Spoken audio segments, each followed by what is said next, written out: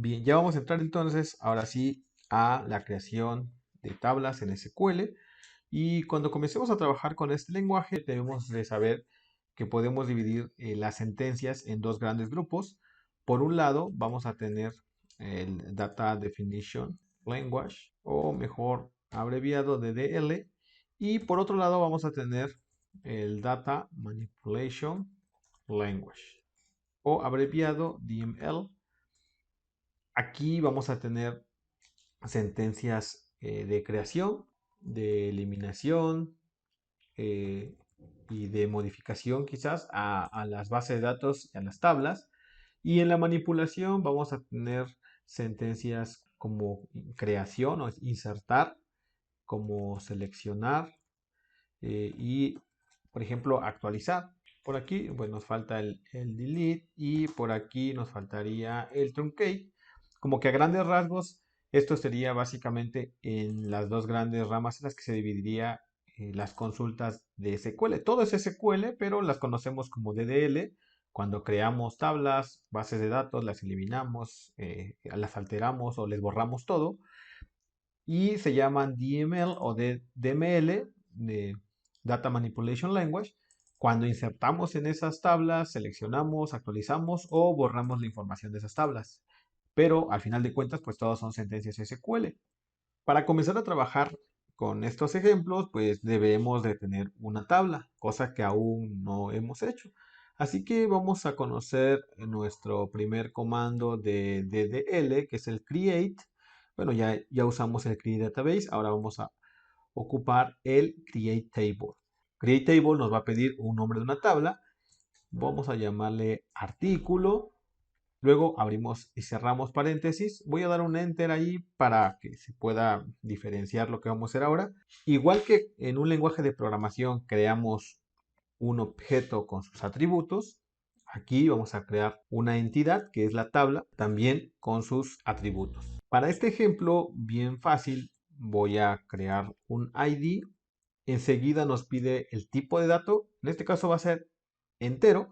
Y bueno, vamos a aprovechar para explicar un poco de los tipos de datos sin meternos en tanto detalle. A medida que avancemos vamos a ir conociéndolos enteros y con signo o sin signo. También vamos a tener los tipos varchar, que son pues cadenas de caracteres, números y caracteres especiales. Básicamente como si fuera un string en un lenguaje de programación. También vamos a tener los tipos date para fechas y los tipos time para guardar, por ejemplo, día con con su hora, minuto, segundo, ¿no? Estos son de los cuatro más importantes porque pues obviamente van a haber subtipos, igual que en un lenguaje de programación. En este momento no vale la pena explicar uno a uno, es mejor que mientras lo vayamos usando, pues explicamos pues, para qué sirve. Entonces vamos a tener un artículo que va a tener un identificador, que es el ID. Le decimos, pues vas a tener un ID, vas a ser de tipo entero y quiero que sí o sí siempre sea un valor obligatorio con not null. Ponemos una coma y enseguida vamos a colocar el nombre del artículo y pues para cadenas de caracteres vamos a ocupar el varchar y entre paréntesis le vamos a pasar el tamaño de este artículo. Voy a elegir que sea 50 y luego una categoría. Vamos a escribir una categoría. Igual va a ser varchar.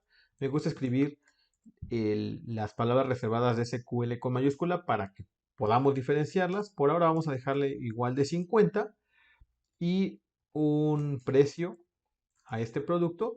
Y aquí tenemos otro tipo de dato que vamos a conocer, que es el decimal.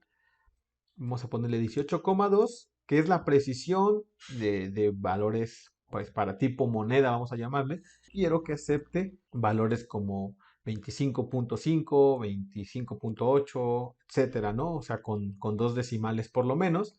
Y por eso ocupo este tipo de dato. Ahorita no hace falta que nos lo aprendamos, pero sí saber que para qué lo estamos utilizando. Y vamos a crear nuestra primera tabla de artículos. Podemos hacerlo dando clic aquí en ejecutar o aquí mismo la revisión nos dice presionar F5. Yo voy a darle clic aquí en ejecutar y esto habrá creado nuestra primera tabla.